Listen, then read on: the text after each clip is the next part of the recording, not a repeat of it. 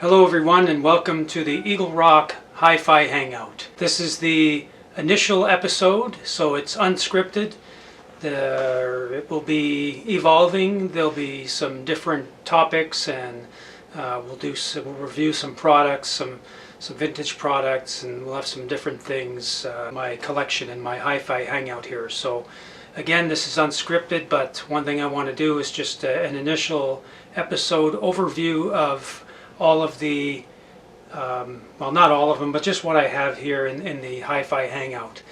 And that changes over time depending on what I want to look at here in the Hi-Fi Hangout.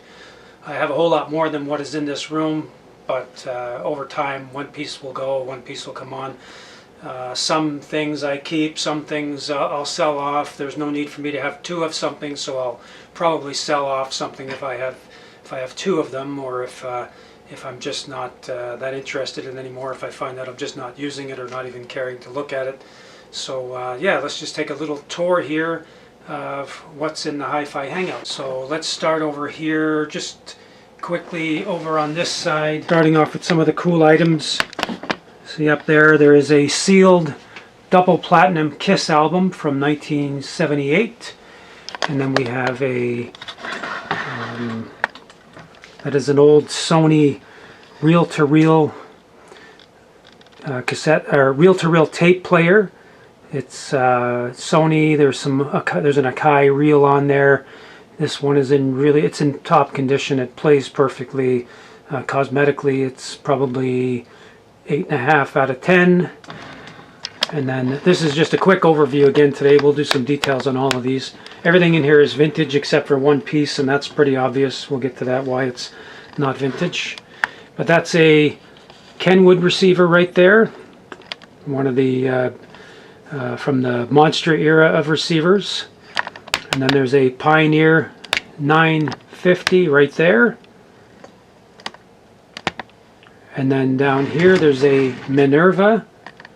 That's sort of an unknown, rare brand.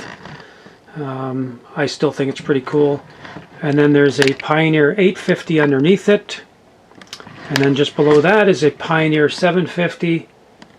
And then a Pioneer 650 on the bottom. Up top here, we've got an old Kenwood receiver.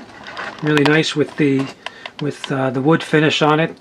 I believe that's probably 1973 or something like that. And then there's a Pioneer SX3600, and then there's an Akai AA1030, and then a realistic STA82. And this one here is one of my favorites because it's only been turned on a couple times since 1981. I bought it in the original box. It's a G5700 Sansui.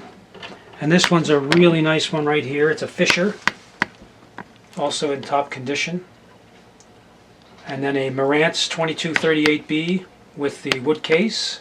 And if you can see down here, there's a Marantz 2216B. And up top, we've got some Sansui SP1500s speakers. And then over here, some Sansui SP1200s. I like the Sansui speakers, I like the sound of them, and I like the look of them too, with the real wood grills. And this is back when Sansui had their old original logo. Now here's the one modern piece, modern for obvious reasons. This is a Marantz. I believe the model number is a CD 6050, something like that. It's the latest one, and there really wasn't a vintage CD player unless you're talking 1989 or something. And I'm not even sure if they had any high-end ones back then. But it is the only non-vintage piece. It's really good, really high-quality player. And the one we're playing right now, the one that's on, is a realistic STA-2100D. It's one of the monster receivers, 125 watts per channel, but we'll review that one. And then a Kenwood KR6030 underneath. Harman Kardon 430 twin-powered receiver that I just recently did a mild restoration on, and it's rated on the eBay receiver ratings as the best receiver ever made. It's only got 25 watts per channel, but it's a very clean 25 watts per channel. Again, I don't want to go into a review on it, but there's a lot to say about that one. And then here's a Marantz 2250B with the wood case. And then on over here, there's these, I can't remember the model number, but these are Marantz speakers. And we got a little, I guess you can call it a ghetto blaster up top there. And then one of the nicest, one of my favorites here is this Kenwood KA7100 integrated amplifier. This is, probably 9.5 out of 10. And this piece I also got in the original box, so this is, this would be as close to a 10 as you can get. This is a tape deck, a Pioneer tape deck. And then we've got a whole pile of Marantz here, a 2226B in the original case, a 2230 in the original case. Actually, this is a repro case, but this is an original case, 2230. And then we have a 2238B, which I believe there's two of those, yeah. And then a 2250B, which there are two of those. And then a 2250. And then a 2275, which is considered one of the most sought after Marantz units. And then we have a Marantz SR4000 down here. And then we have another Pioneer 650. And then a Sony STR V2. I don't have enough Sony units. I'd like to get some more, but I just don't find them that often. And then a Technics SA404 down there. I've got a couple more. I believe these are, I can't remember the model number, but these are original Marantz speakers with reproduction grills on them. The original grills were, they went bad.